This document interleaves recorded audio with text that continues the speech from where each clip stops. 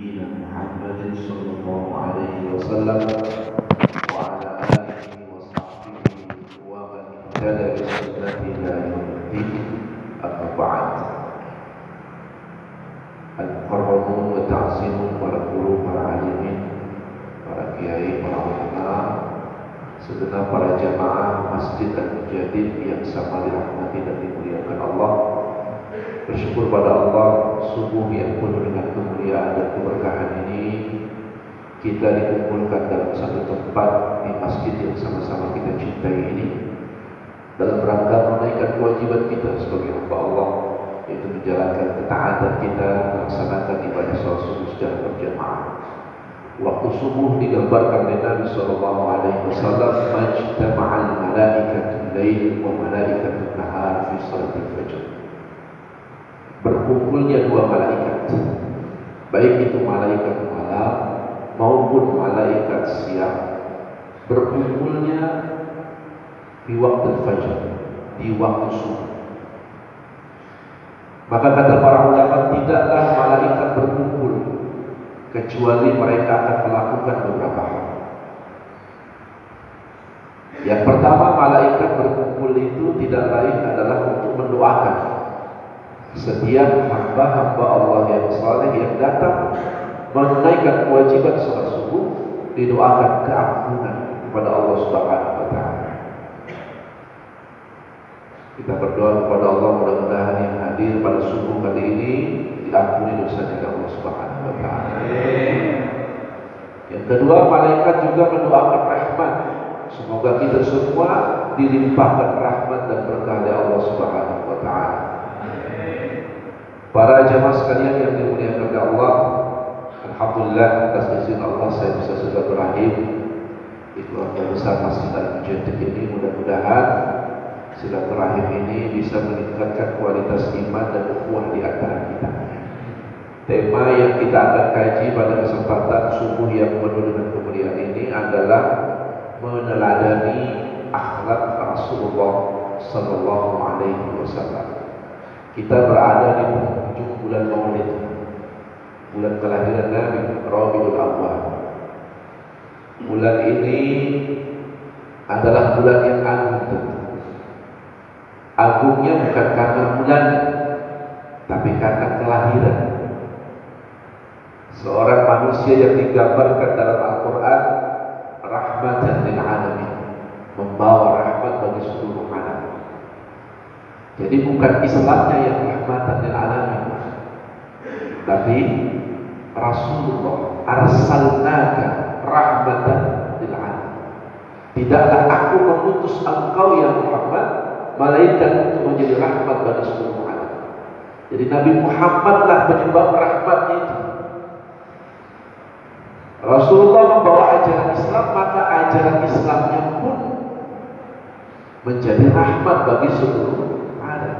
Jadi sumber rahmat lil alamin itu terletak pada diri Nabi Muhammad sallallahu alaihi wasallam. Dulu sebelum Nabi Muhammad diutus, digambarkan dalam satu hadis keadaannya. Nabi sallallahu alaihi wasallam menyampaikan, "Innallaha nadhara ila sukanil alam fama qatar." Sesungguhnya Allah memandang penduduk alam itu. Nazar, memandang penduduk alam itu, baik binatang, manusia, seluruh alam yang ada,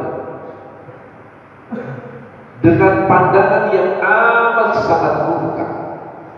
Innallaha nazara ila sukanil alam fama qatar. Allah murka. Mengapa Allah murka?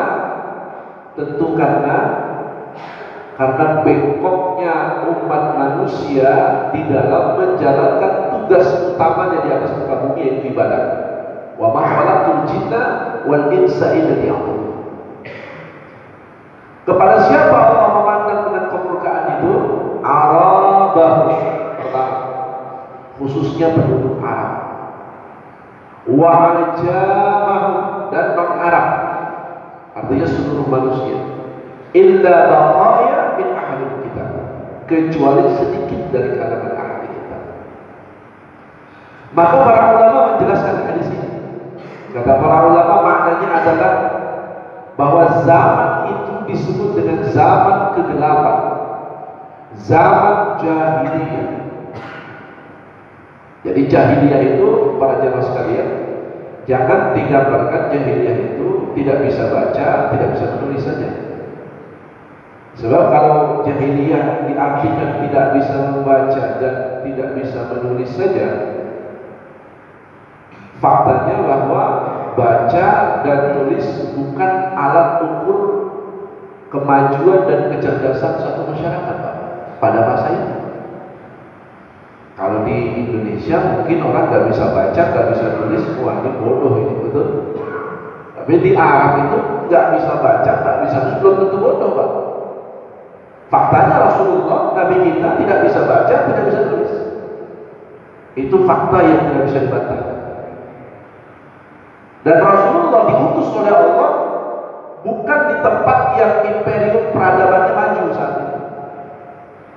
Dulu imperium negara yang paling superpower, paling maju dua, Romawi, Persia. Betul kan? Ya. Tapi faktanya Rasulullah gak diutus di situ. Fadilatul Syekh Dr.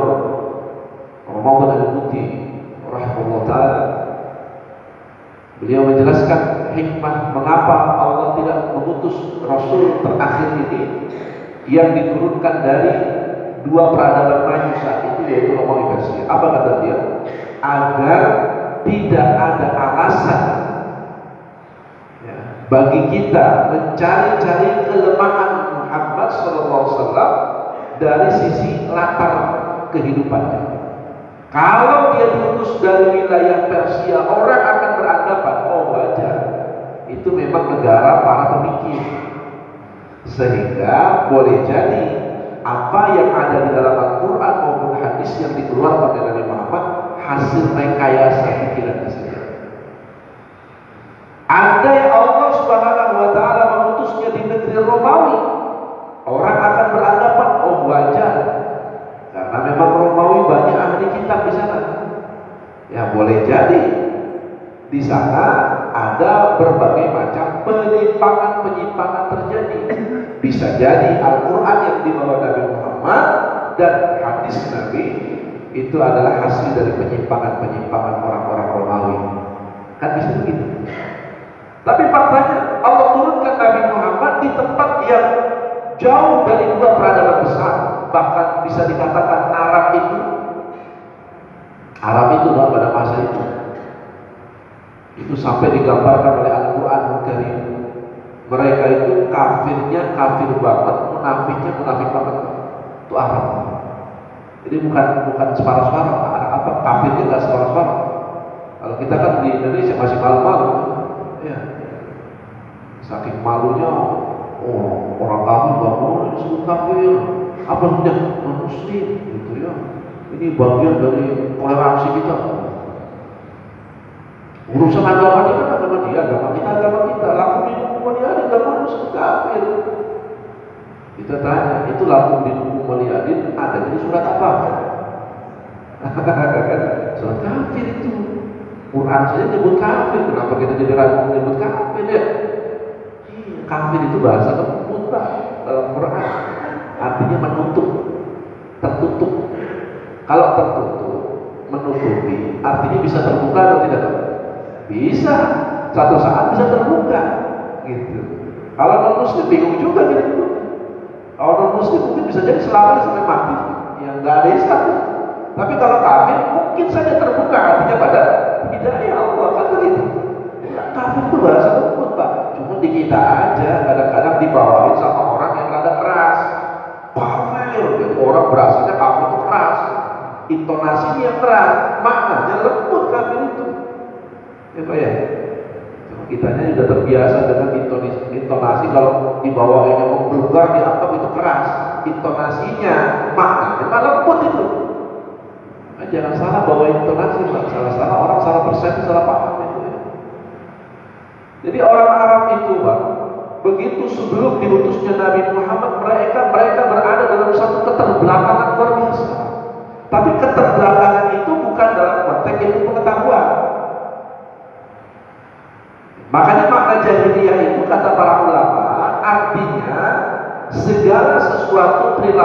tidak disandarkan pada wahyu, pada Al-Quran. Begitu. Maka disebut jahiliyah. Jahiliyah itu bukan tidak tahu ilmu pengetahuan, Pak. Bapak tahu kakeknya Nabi yang bernama Hashim. Tahu nggak kakeknya namanya Hashim? Hashim itu, Pak, itu pembuka 2 jalur dagang. Kalau bukan orang pinter, itu nggak bisa buka 2 jalur dagang. 1 Romawi, 2 Persia. Dulu sebagian besar orang Arab untuk masuk ke wilayah Romawi Persia itu bukan perkara mudah. Kenapa? Di situ ada jalur-jalur keamanan. Karena yang namanya Romawi Persia itu ribut terus, berantem terus. Makanya sampai ada surat Rum itu, surat 30 itu kan tebak-tebakan itu, siapa yang menang? Romawi atau Persia, kan begitu. Abu Bakar bilang Romawi, orang-orang musyrik Mekah bilang Persia pasti menang, karena paling sering menang Persia. Tapi begitu perang terjadi, ternyata Quran nyebut yang menang adalah Romawi. Gulibat kan begitu. Romawi pasti dimenangkan oleh Allah. Maka kata-katanya Abu Bakar itu kemudian dibenarkan oleh Al-Quran. Sehingga orang-orang kafir itu kaget. Gak biasa Romawi menang, ternyata menang Romawi pada saat itu. Itu dulu. Nah, maka Hashim ini dia membuka 2 jalur dagang, Romawi dan Persia, bisa menembus jalur keamanan. Itu kalau bukan orang pintar, Pak, gak bisa. Maka orang kafir Quraisy bukan berarti mereka bodoh dalam aspek ilmu pengetahuan dan ekonomi, bukan. Mereka hanya bodoh dalam perkara teologis, dalam perkara ketuhanan, dalam perkara peribadatan, dalam perkara agama mereka bodoh. Ilmu pengetahuan maju, Pak. Maka jangan bangga dulu kita punya negeri, segala sesuatunya serba maju, infrastruktur maju, ekonomi maju. Jangan bangga dulu, yang kayak begitu mah dulu kaum Ad, kaum Samud juga maju. Kalau mau lihat peninggalannya sampai sekarang masih ada. Kaum Ad, kaum Samud itu, kaum Ad itu, Pak. Makanya kalau hari Minggu, apalagi hari Minggu pagi, kalau kita lagi jalan ke taman-taman, olahraga banyak olahraga, Pak. Apalagi kalau mama ya, Pak, olahraga baru-baruan dan pakaian segala pakaian dipakai semuanya. Pakaian belum kelar ya, perlu dipakai, menggol sana, menggol sini ya, gitu. Saya mah kalau lihat begitu masih suka sedih, Pak. Saya bilang ya Allah, ini kayaknya reinkarnasinya keempat bulan gitu ya. Memberhalakan kesehatan atas nama kesehatan, kemudian bermaksiat kepada Allah. Sehat penting gak dalam Islam, Pak?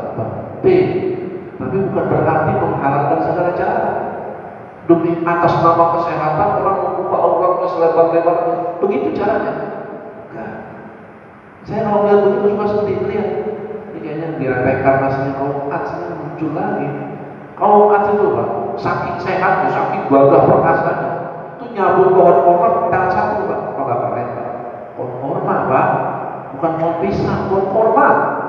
Dicabut pakai tangan satu, apa nggak kuat itu kaum Ad? Segitu gagah. Allah hancurkan, Allah hinakan, Allah binasakan ketika dia sudah ingkar kepada perintah-perintah Allah. Itu kenyataannya begitu. Kaum Samud sudah membangun ornamen arsitektur yang luar biasa hebatnya. Allah hancurkan bangunan-bangunan itu. Jadi ukuran tanda kemakmuran kemuliaan sebuah negeri itu terletak pada keberkahan. Dan keberkahan itu tidak hadir pada sebuah negeri yang ingkar kepada Allah. Maka kata jahiliyah itu lebih tepatnya adalah orang-orang yang tidak mau tunduk pada aturan Allah. Itu jahiliyah. Kalau cuma ilmu pengetahuan, Hashim kakeknya Nabi, orang kafir Quraisy, itu membuka 2 jalur dagang. Orang Quraisy itu dagangnya bukan antar kota, itu orang Quraisy, Pak. Antar negeri, Pak. Luar negeri dagangnya. Makanya kalau Bapak baca surat Quraisy, liila fi Quraisy, artinya apa? Kebiasaan orang Quraisy. Itu kalau terjemah teksnya. Tapi kalau terjemah latarnya, latar mengapa kata ilah itu disematkan pada Quraisy? Ilaf, diilaf. Kalau terjemahan kebiasaan. Tapi kalau ilaf secara latar, ilaf itu ternyata ketika kita baca teks sejarahnya, ilaf itu adalah surat yang dibuat, judul surat yang dibuat oleh Hashim kakek Nabi yang dikirimkan pada Raja Romawi maupun Persia. Judulnya ilaf. Gitu. Jadi kalau bahasa kita MOU, Pak. MOU dagang. Ilaf itu. Ini loh orang-orang Quraisy mau dagang ke sono, mau ya diizinin gitu. Ini ada kataannya dari pemimpin Quraisy, tolong diterima hadiah dari kami berupa kulit-kulit unta, kulit kambing, ya, yang sudah disamak, kemudian berbagai macam hadiah dari kami, tolong diterima. Jadi itu caranya kan? Nyogok Pak, nyogok kalau bahasa kita. Yang penting bisa jalan, yang penting mulus, yang penting lancar. Itu dulu kakeknya Nabi Muhammad, Hashim namanya, ahli betul Pak negosiasinya, luar biasa. Tapi tetap saja Allah mengatakan mereka ini adalah orang-orang yang jahiliyah karena mereka beribadah kepada selain Allah Subhanahu wa taala. Maka Allah utus Nabi, ya, di bulan Rabiul Awal Allah lahirkan, ditandai dengan dua hal, kata Syekh Safiur Rahman. Pertama, ditemukannya sumur Zam-Zam. Yang kedua, datangnya Raja Abraham. Ini dua peristiwa besar yang melatari kelahiran Nabi Muhammad. Ini dahsyat. Ditemukan sumur Zam-Zam oleh kakek Nabi Abdul Muttalib. Kemudian datangnya Raja Abraham. Maka tahun kelahiran Nabi disebut tahun gajah. Bukan seperti tahunnya sio orang-orang Cina, bukan. Ya, ada sio macan, bukan itu. Disebut dengan tahun gajah itu karena memang kebetulan pada saat itu kelahiran Nabi beberapa minggu atau beberapa bulan setelah kelahiran Nabi datang pasukan bergajah, gitu. Jadi setelah datang pasukan bergajah, seminggu atau sebulan kemudian Nabi Muhammad lahir, begitu. Jadi kebetulan saja. Makanya untuk mengenang, untuk mudah diingat kelahiran Nabi ditandai dengan peristiwa. Dulu orang-orang Arab begitu, Pak. Kebiasaan orang-orang Arab itu supaya ingat peristiwa ini kelahiran Nabi, maka ditandai dengan peristiwa datangnya Raja Abraham. Tapi memang bukan tanpa sebab. Kalau dalam sejarah bukan tanpa sebab mengapa Abraham datang ke negeri kita itu, ke negeri Arab itu untuk menghancurkan Ka'bah dari wilayah Yaman yang begitu jauh, untuk menghancurkan Ka'bah sampai semua kabilah-kabilah Arab itu nggak ada yang bisa nyegah itu namanya Abraham itu. Sampai datanglah ababil pertolongan Allah untuk menghancurkan Abraham, kan begitu? Itu maknanya adalah orang-orang Arab itu kan semua kabilah-kabilah kuat-kuat, kenapa nggak ada satupun yang menghalangi Abraham untuk menghancurkan Ka'bah? Padahal Ka'bah itu simbol peribadatan orang Arab dulu. Itu membuktikan Arab tanpa Islam nonsen, nggak punya kekuatan apa-apa. Betul? Nggak ada. Arab tanpa Nabi Muhammad tidak punya kekuatan apa-apa. Maka Nabi Muhammad hadir untuk menyempurnakan semua kerusakan yang terjadi dengan kalimat innama bu'istu litammima makarimal akhlaq. Sesungguhnya aku diutus oleh Allah untuk menyempurnakan akhlak. Ma huwa akhlak? Apa itu akhlak? Quran menyebutnya wa innaka la'ala khuluqin 'azim. Quran menyebut Nabi Muhammad itu punya khuluq. Khuluq itu sebuah karakter, ya. Khuluq itu sebuah perilaku asli, ya. bawaan lahir karakter. Khuluq, karakter pribadi. Kalau sudah dimasukkan nilai-nilai ajaran Islam, seseorang belajar tentang akhlak Islam, maka itu berubah menjadi adab, ya, berubah jadi adab. Adab itu adalah perilaku yang seseorang belajar, dipelajari, entah dari kitab, entah dari majelis ilmu, entah dari seorang guru, entah dari keteladanan. Itu namanya adab Islam. Nah, Rasul berada dalam akhlak yang di atas akbar. Akbar itu besar, azim itu lebih besar, lebih mulia, lebih alim. Quran nyebutnya begitu. Nah, kalau bicara karakter Nabi Muhammad, dari usia 0 sampai 40 tahun, stempel yang dilekatkan pada Nabi Muhammad itu namanya Al-Amin, betul? Nah, itu Al-Amin itu stempel. Stempel apa? Kalau bahasa kita itu orang yang penuh dengan integritas. Perilaku, tutur katanya, kejujurannya itu sudah tidak diragukan lagi. Dan itu memang hasil rekayasa Allah. Supaya apa? Supaya pada saat nanti wahyu Allah turunkan kepada Nabi Muhammad, dilantik menjadi nabi, didakwahkan kepada masyarakat Arab, orang tidak punya alasan untuk menolak dakwah Rasulullah. Kenapa? Yang bawahnya punya stempel Al-Amin, terpercaya di tengah masyarakatnya.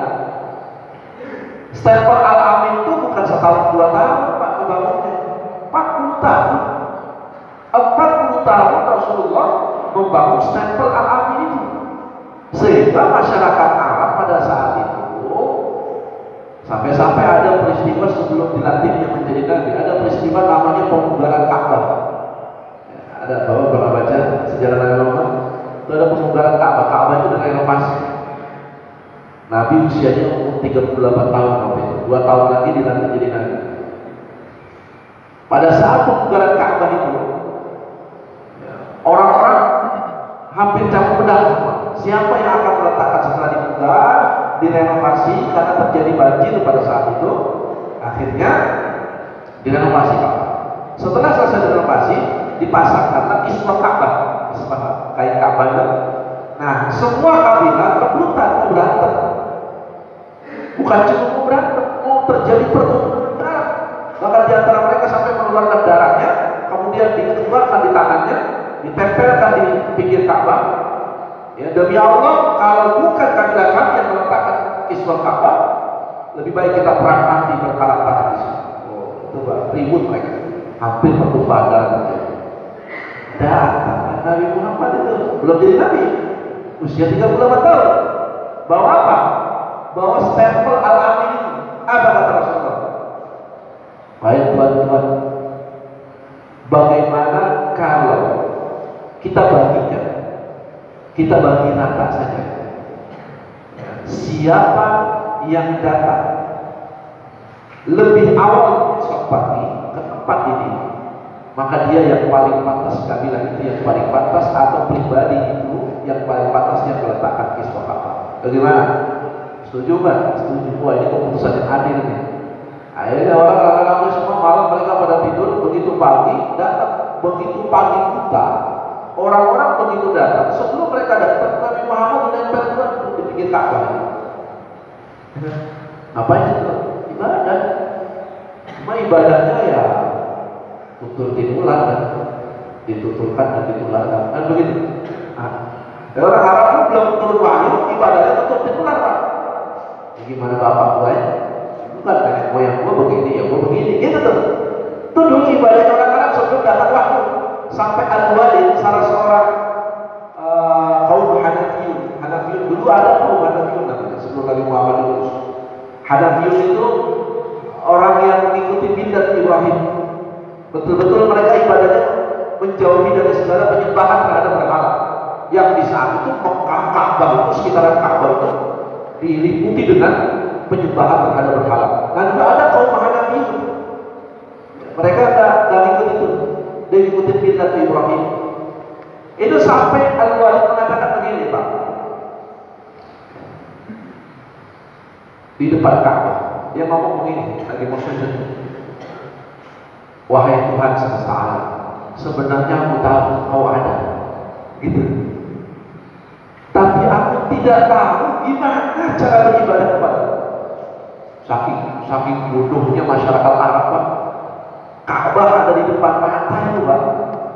Ka'bah di depan mata, sampai dia nggak ngerti cara ibadah. Itu udah orang yang paling bagus Pak waktu itu, Al-Walid itu.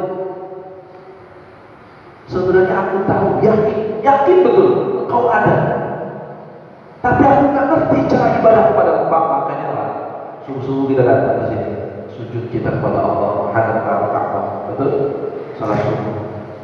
nikmat besar Pak, demi Allah nikmat besar. Betul? Karena dulu andai kan Nabi Muhammad tidak diutus ke atas muka bumi ini, wallahi Pak, mungkin masyarakat Indonesia masih berada pada agama aslinya. Apa itu? Animisme, betul? Penyembah berhala juga Pak. Masyarakat Indonesia dulu karena ajaran Islam, agama Islam datang, kita diselamatkan oleh Allah. Maka kemudian para jamaah sekalian yang dimuliakan Allah, maka begitu Nabi Muhammad datang, orang-orang semua berkumpul di pinggir Ka'bah. Oh, ini Muhammad, ini Muhammad. Kalau Muhammad, saya setuju deh, biar dia aja yang pasang itu kisah Ka'bah. Maka Rasulullah dengan kepemimpinannya yang dituntut oleh wahyu dari Allah, dia ujung pangkal kisah Ka'bah diberikan kepada masing-masing kepala suku sebagai perwakilan. Kalau bahasa kita gunting pita ini Pak, gunting pita aja berat Pak, orang Arab benar. Gunting pita doang ribut. Dan kita kan tinggal gunting-gunting aja, kalau terus ribut ya. Ribut orang Arab urusan gunting pita doang. Semua kepala-kepala suku dikasih pegang dan kita letakkan bersama-sama. Oh, coba. Ini sebabnya bukti. Kalau orang Arab itu sebenarnya tunduk kepada Nabi Muhammad waktu itu ketika urusannya bukan agama. Maka ketika bicara akhlak, wajib maka la ada khuluqin azim, maka itu perilaku yang didasarkan pada agama. Disitulah perbedaannya.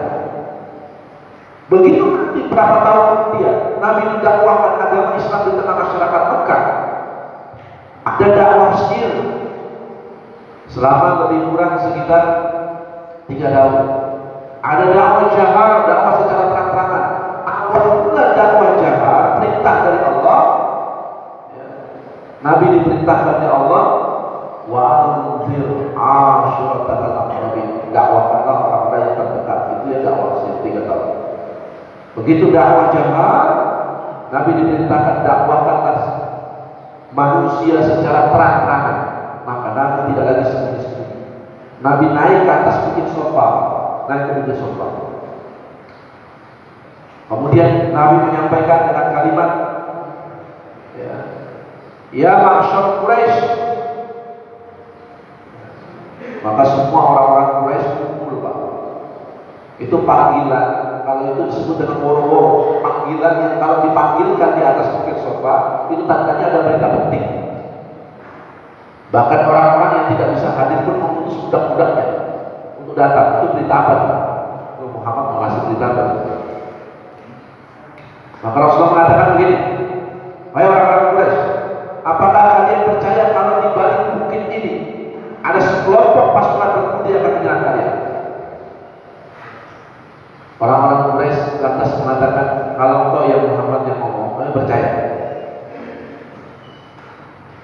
Apakah kalian percaya kalau aku adalah utusan Allah yang diutus oleh Allah untuk semesta alam? Apa kalian mengatakan? Kalian ini tidak nih, ya. Kemudian Abu Lahab sampai ngambil pasir, ambil batu, dilempar. Celaka ya Muhammad, untuk hal ini engkau mengumpulkan kami di tempat ini. Lihat, kalau panggilannya urusan agama, urusan ketauhidan ibadah kepada Allah, maka orang kafir tersebut. Kalau urusannya aspek sosial, perdamaian, ekonomi, oke, nggak masalah. Nah, kalau di negeri kita, negeri yang katanya mayoritas Muslim, kalau disinggung perkara agama tersinggung, hati-hati itu. Itu dulu karakter orang kafir Quraisy. Ya, kalau dibawa urusan ekonomi, senang. Dibawa urusan politik, nggak senang, kan begitu? Tapi kalau dibawa urusan agama, ribut. Nah, hati-hati, itu akhlaknya orang kafir. Akhlaknya orang kafir Quraisy itu ribut. Untuk ini yang Muhammad celaka, maka turun surat Al-Lahab. Al-Lahab tabbat yada abi lahab wa tab. Yang mengatakan Muhammad celaka, sesungguhnya dia celaka sampai mati, sampai masuk neraka. Ya, nggak ada orang disebut celaka masuk neraka masih hidup. Distempel oleh Allah di Quran. Orangnya begitu, tapi stempelnya neraka itu nggak ada di Quran. Cuman Abu Lahab. Cuman Abu Lahab. Jadi sebenarnya orang yang paling bisa menghalangi dakwah Rasulullah saat itu Abu Lahab. Gimana caranya? Apa? Masuk Islam aja Abu Lahab. Dakwah Rasulullah langsung hancur tuh kalau Abu Lahab masuk Islam, betul nggak? Kenapa? Quran sudah vonis Abu Lahab sampai mati neraka. Tiba-tiba masuk Islam. Hancur tak konsep teologis dalam Al-Quran? Hancur lah. Oh tuh lihat ayat aja gak benar. Katanya bilang neraka masuk Islam. Kan begitu? Berarti kalau ada satu ayat rusak, seluruh ayat yang lain rusak juga. Jadi kalau untuk menghancurkan agama Islam, kalau itu gampang Abu Lahab masuk Islam aja. Tapi faktanya juga kalau Quran wahyu, bukan perkataan manusia. Apa yang Quran katakan pasti sampai mati Abu Lahab pada hidayah. Abu Lahab sampai mati memang pada hidayah. Nah, ini gambaran pertama. Jadi yang saya ingin sampaikan terkait dengan akhlak Nabi, akhlak itu jangan dikategorikan sama dengan etika. Mohon maaf, beda. Etika bagaimana kesepakatan orang banyak, betul? Kalau kata orang banyak baik, baik dia. Kalau kata orang banyak jelek, jelek dia. Kan begitu. Kasih contoh, maaf. Ada perempuan pakai pakaian begini di pantai Serang. Kira-kira, ya, itu digeruduk nggak sama orang-orang Serang itu? Hah? Karena Serang itu masih nilai-nilai agamis masih tinggi. Dianggap apa? Gak tahu diri, gak punya moral, pakai pakaian begitu di sini kan begitu? Jelek tak pakaian semacam ini? Jelek, pak, akhlaknya jelek, etikanya jelek. Itu etika. Tapi lain kan, jangan dibayangkan apa pakaiannya. Masih subuh nih. Kalau pakaian semacam itu dibawa ke Bali, kira-kira baik nggak menurut orang Bali? Baik nggak? Baik, itu etika namanya. Kalau kayak saya nih pakai begini ke pinggir pantai, tidak baik kita pakai begini ke pinggir pantai, betul nggak? Orang apa-apa ke pantai kalau pakai begitu kayak orang apa? Itu begitu? Iya betul Pak ya. Jadi etika, perilaku itu semua lahir dari kebiasaan